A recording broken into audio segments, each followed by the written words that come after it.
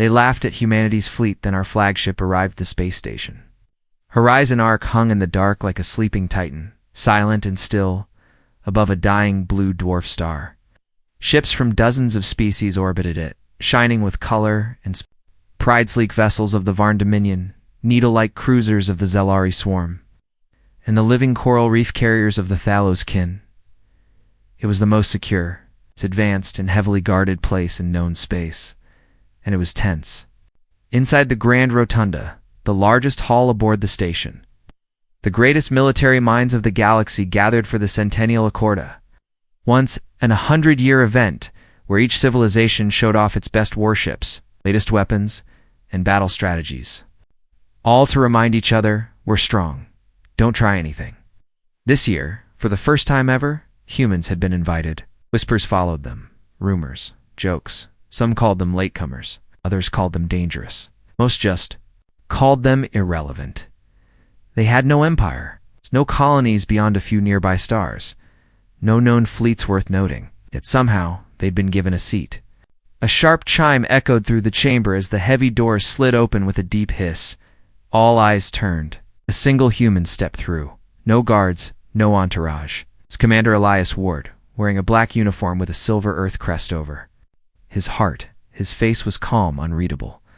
He walked slowly, eyes steady, as if he'd done this 100 times before. Is that it? Someone muttered. No fleet? No escort? Laughed Admiral Veln, a pale-scaled giant from the Azar coalition. Perhaps the humans lost their way. Commander Ward didn't respond. He stopped at the center of the room, placed a small data slate on the console, and gave a polite nod to the gathered commanders. Thank you for welcoming Earth to the Accord, he said. We're honored to stand among you.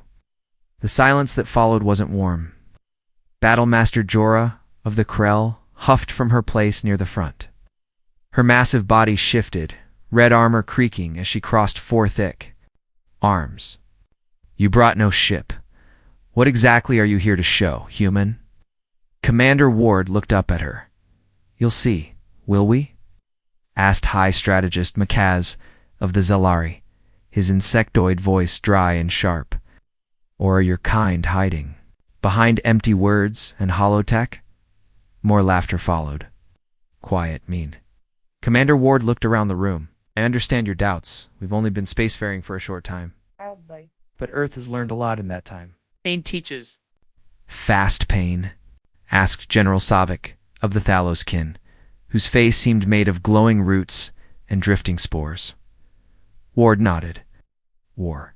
Extinction-level events. Civil collapse. We survived them all. We grew stronger. Not because we were better. Because we had to.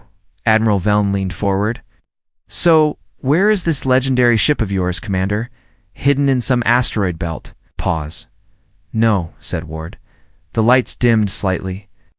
The station's AI voice spoke, smooth and neutral. Alert, Deep Hangar Lock 7B has just disengaged. A few commanders frowned. That hangar hasn't been used in centuries, Makaz said. It has now, Ward replied. Suddenly, the giant screen behind him flickered on. A live feed from one of the station's outer cameras lit up the room. A section of the station's underbelly, dark forgotten, began to shift. Metal plates moved. Ancient locks cracked open with slow, grinding force. And then something moved. Something large. Very large. Slowly, like an ancient creature waking from deep sleep, a ship emerged from the darkness. It wasn't bright like the others. No polished chrome, no glowing banners, just a matte black hole, broken by sharp lines and strange ridges. It didn't gleam. It drank light. It didn't look new. It looked old. Too old. What is that? Someone whispered. Ward's voice was quiet, but it carried across the room. That, he said, is the HSS Horizon, Earth's first line of defense. Built in silence, designed in secret, hidden where no one could find it. Tora leaned forward, eyes narrowing. That thing has been inside the station this whole time. Yes, Ward said. Why didn't we detect it? Asked Savik. You weren't meant to. The ship fully separated from the docking cradle and drifted into open view. Council ships nearby immediately began adjusting course, backing away. From it, without even realizing it, their threat sensors flared red. And yet the ship remained silent. No. Shields up. No weapons powered. It's just there, waiting. A low chime echoed again. Threat level updated, the AI said. Unidentified human vessel now marked as Class 0 risk. Class 0 risk, potential extinction level asset. All Council ships. Position. Nobody spoke. Nobody laughed. Commander Ward stepped away from the console and looked at the stunned room. You invited us to show what we've built, he said. Turned toward the viewport. Now watch closely. Psst, the horizon is just waking up. The crowd didn't speak. No one moved. They just watched as the massive black ship, the HSS Horizon, floated quietly outside the station. Its surface smooth and strange, as if grown instead of built. Its presence changed the air in the room. There was no music, no announcement, no glowing banners like the other fleets had used. The Horizon didn't need it. Its silence said more than any speech. Inside the viewing hall, the alien commanders had gathered again. Most of them looked confused. Some looked nervous. Few looked angry. Admiral Velln finally broke the silence. It's a trick, he said, his voice too loud in the stillness. That ship was hidden to create drama, to make us think they're more powerful than they are. Battlemaster Jorah grunted. Maybe. Or maybe they knew what would happen if we saw it before they were ready. None of our sensors could read it, said Savik, his glowing eyes narrowing. Seen shielding like that. Doesn't matter, said Mikaz. One ship, no matter how large, doesn't change the balance. We each have dozens and some hundreds of warships. They've brought a single one. Commander Ward entered the chamber just then, walked up to the platform slowly, like he wasn't in a hurry. His calmness was beginning to bother them. You have questions? He said simply. Velln stood, pointing a clawed finger at the screen. Explain what that thing is. It's a defense ship, Ward replied. It's designed not to conquer, but to protect Earth and her allies from whatever might come. You've built that, alone? Jorah asked. Ward nodded. Yes, it took 5 years. We built it in orbit around Neptune. No outside help. That's impossible, Maesas snapped. The logistics alone, we solved the logistics.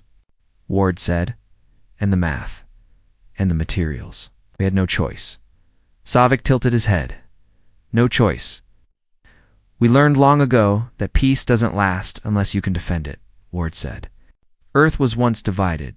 Now we're united. Not because we wanted peace, but because we almost lost everything. Pax, the silent one with glowing eyes, finally spoke. And now you reveal this ship here at the summit. Why? Because this is where power is shown, Ward said. And because something is coming? That caught their attention. Jorah leaned in. What do you mean something is coming? Ward didn't answer right away. Instead, he turned and looked at the live display.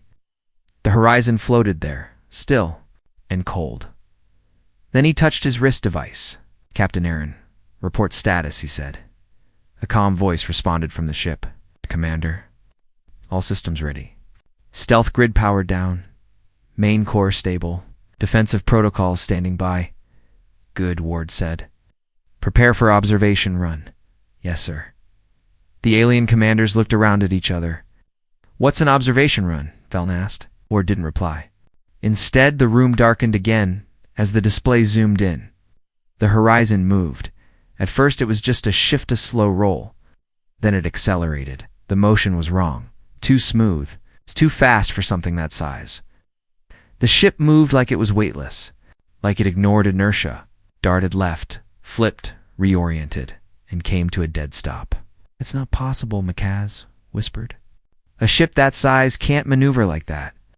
And yet it does, Savik said. The horizon began a slow pass through a debris field orbiting a nearby moon. Earth had arranged for the station's cleanup drones to gather old wreckage and rocks for testing. Now it would serve another purpose. Beginning weapons check, said the voice from the horizon. Small hatches opened along the sides. Long rail cannons extended. No lights, no drama, just simple, cold precision. 3. Shots fired. Chunks of debris vanished. No explosion, Just a burst of vapor as high-velocity metal slugs turned matter into gas. Then the plasma lances lit up.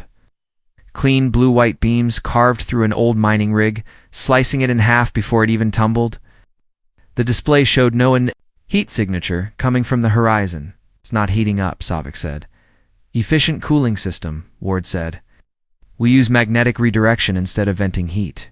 Keeps us hidden longer. They stared at him. You designed this ... to fight something, didn't you? Pax asked. Ward nodded once. Something we hope never comes back. Jorah's voice was low now. What did you fight, human? Ward turned to her. We fought ourselves. For centuries. And we barely made it out alive. But after that, we heard something in deep space. Something old. Something silent. Destroyed 3 of our probes. It disabled a scout ship without firing. We never saw it. We just know it's out there. The room was silent again. Ward's voice was quiet but clear. So we built a shield with teeth. That's what the horizon is. A promise. You know? That will never be caught unprepared again. No one laughed this time. No one mocked. Because for the first time, they all felt it. Humans weren't just here to impress. They were here because something worse might be coming. Asterisk, the horizon drifted back into position near the station. Its weapons retracted, engines quiet. It looked asleep again, but now everyone knew better. Inside the observation chamber, silence. Stretched long after the last test shot, the alien commanders didn't speak. Their pride had kept them loud before. Now their thoughts kept them quiet. Commander Ward remained where he was. Still calm, still steady. He wasn't gloating. Somehow made it worse. Finally, Pax broke the silence. Her voice was softer than before. You said something is coming. You still believe that? Ward nodded. I do. What is it? He looked at her, then around at the others. We don't know exactly, but we've seen signs. Disturbances at the edge of known space. Dead systems. Ships that vanished without a trace.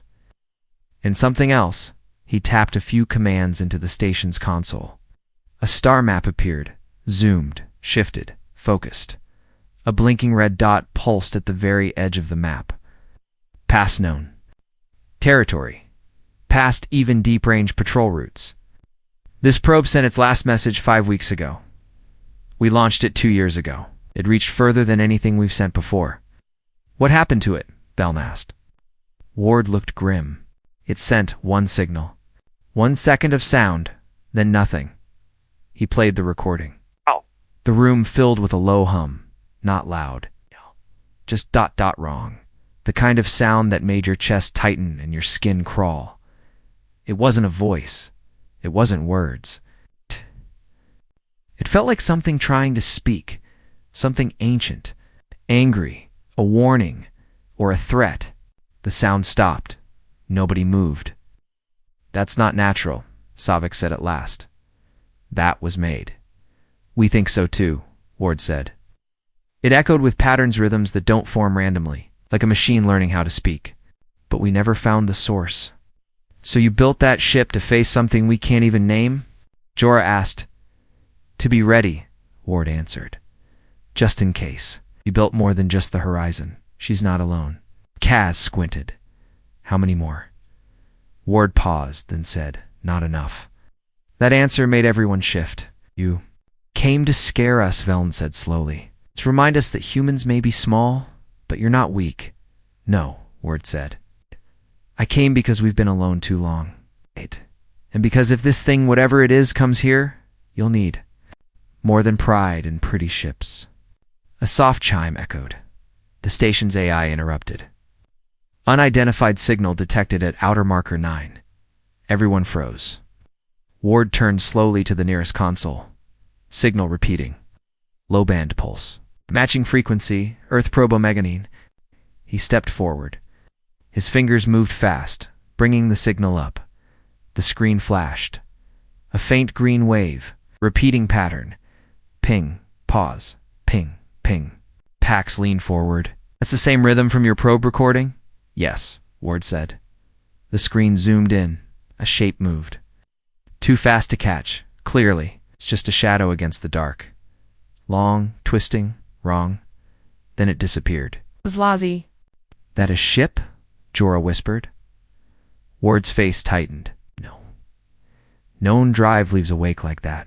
No ship moves like that either. The station AI continued. Outer patrol units responding. One unit lost contact. One retreating. Xavik looked at Ward, voice low and sharp. Did you know it would come here? Ward shook his head. We only guessed. The horizon was here as a display, but now he tapped his wrist. Captain Aaron, raise full battle status. Lock down all systems. Prepare for intercept. Confirmed, came the voice from the horizon. Lights on the massive ship came alive. Not bright, just sharp. Controlled. The ship turned, engines flaring silently as it moved toward the station's edge. The alien commanders turned to the screen. The signal grew stronger, closer. Object approaching at high speed. Unknown. Drive type. Estimated size, comparable to Horizon. Looked pale. Another battleship? Ward's voice was low. No, not a battleship. A predator. The station's defense grid powered up. Ships from every race moved into formation, but not close to the horizon. They gave it space. It's the kind of space you give to something dangerous, even when it's on your side. The shape appeared again. Closer. Clearer. It wasn't a ship. It didn't have lights or engines.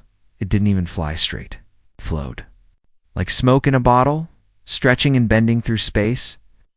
Weapons lock failed, the AI said. Target not consistent. Unable to track, just like before, Ward said. Jorah's jaw clenched. You fought this before? Ward said, we ran, and we were lucky to get away.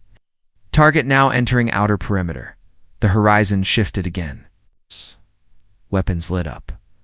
Ward looked at the others. He wanted to see what humans can do. He pointed to the screen. Now you'll see why we had to. And the darkness outside lit up. And the fight began. The first shot came from the horizon. Kinetic round, nearly light speed, invisible to the eye. It hit the moving shadow dead. Center. The result was nothing. No explosion. No flash. Just the shadow slowing slightly as if it had felt a nudge. Then it began to twist. Not in pain, not in damage, just ... reacting. In the command chamber, the alien commanders stared in disbelief. That was your strongest round, wasn't it? Savik asked. One of them, Ward said calmly, eyes locked on the screen. Shadow turned. Its shape grew sharper now, like it was forming on purpose. A long body, maybe a ship, maybe something else. No windows, no lights. Just a dark, coiling thing with edges that didn't stay still. It looked like metal, but it moved. Like smoke, then it moved fast. Too fast. The entire station shuddered as alarms blared. Target has accelerated. Impact trajectory horizon. The thing rushed straight at the human ship. Inside the observation chamber, people stood frozen. All the council ships began powering. Weapons. But no one fired yet. On the screen, the horizon held its ground. Ward tapped his wrist. Activate mirror field. From the horizon's hull, dozens of tiny panels flipped open, and beams of light shot in every direction, creating a wall of false images. The dark thing passed straight through a phantom image of the ship, then turned again. It wasn't fooled for long. It's learning, Pax whispered. It always learns, Ward said. That's the problem. The creature. Or whatever it was opened. That was the only word anyone could think of. A part of it split like a mouth or a port. From inside, energy pulsed. Wild. Red and black. It wasn't a weapon beam. It was more like a scream made of lightning. The blast struck the horizon.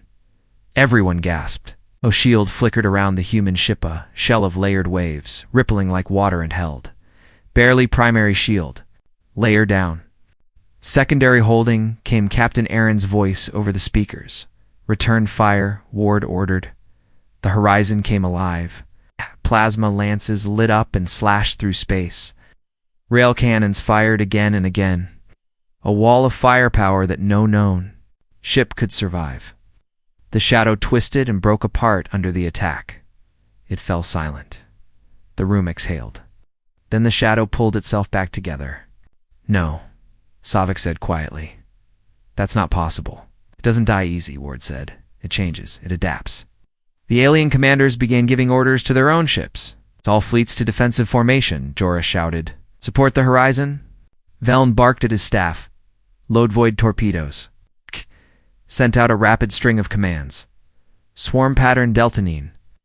All around the station, dozens of ships powered up, forming a wide net. But the thing didn't attack them. It only had eyes for the horizon. On the screen, it surged again, faster this time, learning from every moment. The horizon didn't dodge. It stood firm.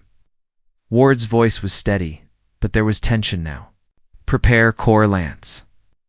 Captain Aaron's voice answered, more serious now. Sir, you're sure? Yes, the alien commanders turned to him. What is a core lance? Pax asked. Ward didn't answer right away. It's our last weapon. It draws power from the ship's main reactor. It could burn out half the systems. Or worse, you'll cripple your ship, Ellen asked. Ward looked at him. If that thing breaks through, we'll all be crippled.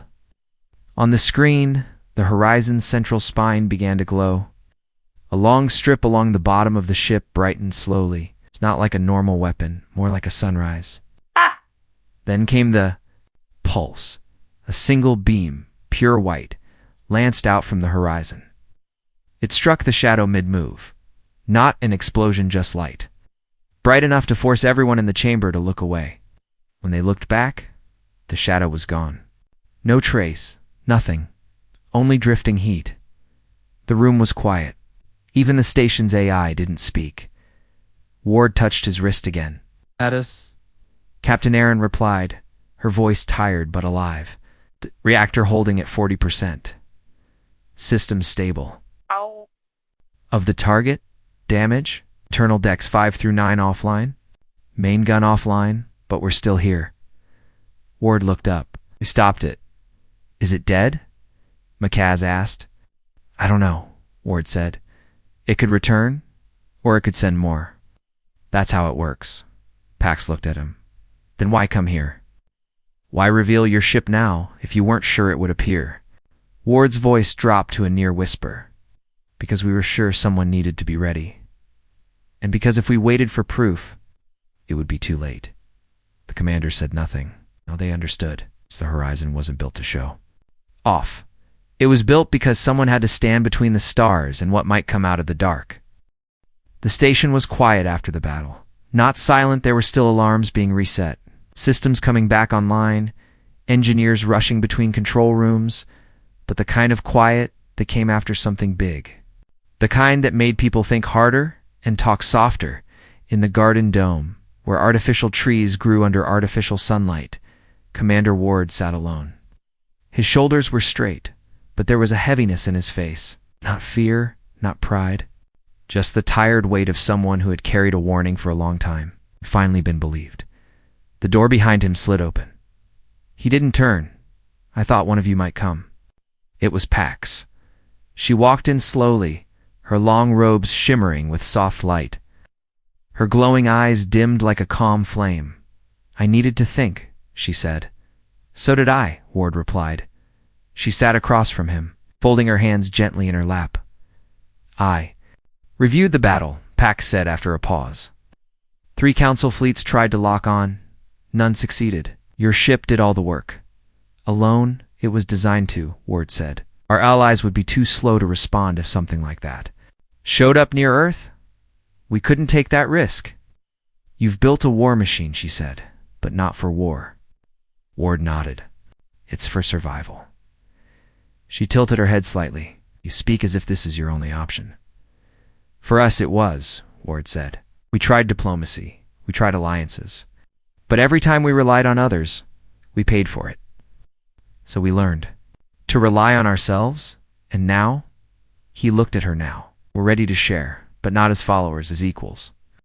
Pax didn't respond right away. She looked out the dome's curved glass, where the horizon floated in the distance like a sleeping giant. Ships from other species were giving it more room now, not out of fear but respect. She finally spoke. "Do you trust the other species enough to fight beside them?" "I do," Ward said. "I just needed them to see why Earth fights the way it does. And do you think they understand now?" Ward gave a tired smile. "Some do, the rest will follow." The door opened again. This time it was Jorah. The Krell war leader didn't walk quietly. Her heavy footsteps echoed on the metal floor. She didn't speak until she stood near them. "I never thought I'd say this," Jorah said, "but I owe you an apology, human." Ward stood. "You don't," she said, serious now. "I mocked your species, called you soft, new weak, but I saw what your ship did out there. I know what it takes to make that kind of firepower." "We weren't always strong," Ward said. "We're desperate first," Jorah grunted. "That's when the best warriors are made." Another voice joined them. "Savik, I voted against inviting Earth to the Accord," he admitted, walking slowly toward them. "I thought you'd waste our time with outdated tech and big talk." "You weren't the only one," Ward said. "But I was wrong," Savik said, stopping beside Pax. "You didn't waste time. You may have saved lives." Mac has entered next, quiet as always. His many eyes blinked slowly. "I studied your Horizons battle logs," he said. "No wasted energy, no missed shots, no panic, just precision." He paused. "It was beautiful." Ward raised an eyebrow. "That's not a word I hear often." "And hear it now," Mikaz said finally. Admiral Velen stepped into the dome. He didn't speak at first, just walked over and stood beside the others. Then, after a long breath, he nodded. "Your people aren't late to the stars, Ward. You're right on time." Ward looked at them. 5 commanders, 5 powers. Each one had doubted him, doubted Earth. Now they stood here, not just in respect, but in something more. Understanding. Pax spoke again. "We'll call for a private council session. We'll vote. Art should be more than a guest at the table. You should have a seat. And a role," Jorah added. "In defense." "In training," said Savik. "In strategy," said Mikaz. "In unity," said Pax. Ward let out a slow breath. "We'll accept. But no, this Earth isn't done building. The horizon was only the first. We still believe something worse might come." Jorah grinned. "Then we'll be ready too." Ward nodded. For the first time in history, humans weren't just standing in the room. They were being asked to help guard it, and that changed everything. Asterisk, ChatGPT said. The council chamber was smaller now, more private, no lights flashing, no banners. Just the 6 of them, Ward, Pax, Jorah, Velen, Savik, and Max, sitting around a quiet circular table. The walls showed no screens, only soft patterns of shifting light meant to help with focus and calm nerves. Ward had faced enemy generals. He'd sat in command chairs during crisis drills and stood on launch decks during live fire tests. This room made him feel heavier. It wasn't a battle, but it was something close. What happened here could decide the future. The council mediator stood floating near the center, still and silent, like a shadow made of light. "Let the record show," it began. "This is a closed session. Present our 6 authorized military representatives, one of them being Earth's first voting voice." Ward didn't speak. Not yet. Pax looked at him first. "You've said you want Earth to be part of this galaxy, that you want to belong. But after what we saw, some are afraid you'll try to lead it. Or worse, take it over." Ward looked around the table. Their eyes were watching, waiting. He nodded. "I understand the fear," he said simply. "And if I were in your place, I might feel the same." Mikaz tapped 2 fingers together, his people's sign of impatience. "Then say it plainly. What do you want?" Ward didn't flinch. "We want peace. But we know peace only lasts when there's strength behind it. So we're offering that strength to all of you." Velen leaned forward. "You want to form an alliance? But under whose flag?" Ward shook his head. "No flag. A shared defense. A network. A shield, not a sword. If something comes against something like that, Shadow, we fight together. Train. Together. Share systems. share warning signals. No more waiting to act until it's too late. The room was quiet for a moment. Then Savik spoke. And if we say no, then Earth returns to its corner, Ward said. We'll continue building, watching, and hoping the next time something comes. It doesn't come through your systems first. Jorah crossed her arms. That almost sounds like a threat. It's not, Ward said. It's a reality. We didn't build the horizon to scare you. We built it because we know what it's like to be caught unprepared. Pox's voice was calm. You said there were more ships. How many? 3 fully operational, Ward said. For more. In different stages of construction, all of them are different. Specialized. Savik raised an eyebrow. 7. Ward nodded. For now. Velen gave a low whistle. You built a fleet, in secret, because we didn't know who to trust, Ward said. Now we do. Or we're starting to. Max's leaned back. What do you want in return? Ward looked around the table. Again, knowledge, training, medicine, navigation data, and time. Time to grow with you, not beneath you. Pox stood slowly, her hands folded in front of her. We'll need a vote, a real one, among all council species. But I believe the motion will pass, and if it doesn't? Velen asked. Ward smiled faintly. Then we'll wait. We're patient. But I think the galaxy saw something yesterday. It won't forget. The mediator moved forward. The proposal is logged. A vote will be held in 72 hours. Till then, Earth is granted provisional alliance status. Jorah grunted. Then let's start preparing, because if that thing comes back, I want one. Of those Horizon-class ships near me, Ward stood. You may have won. The 6 of them filed out of the room slowly. No handshakes, no cheers, just quiet understanding. The kind that mattered more. Back at the observation deck, Ward stood alone again, watching the stars. The horizon floated outside, still holding position. Crew moved inside it, repairing damage. Checking systems.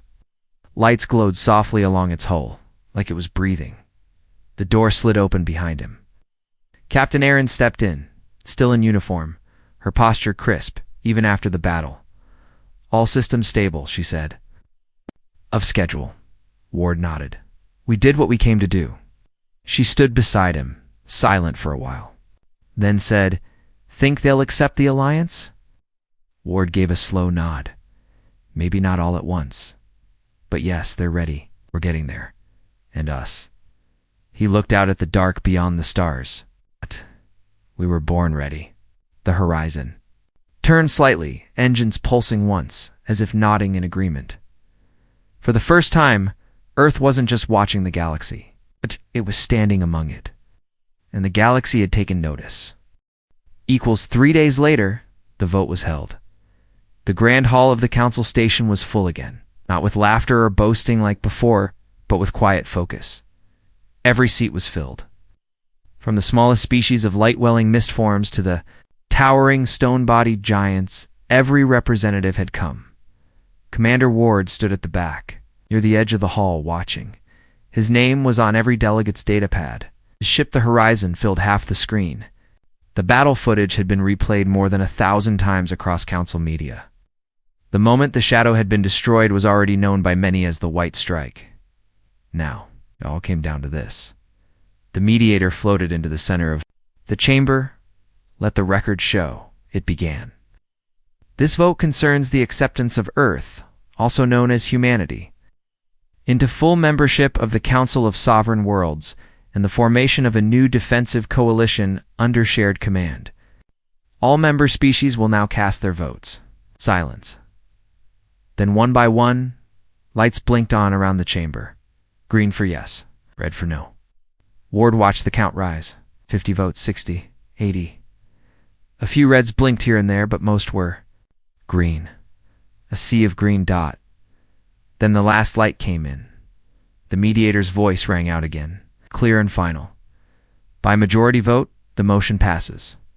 Earth is now a full member of the Council.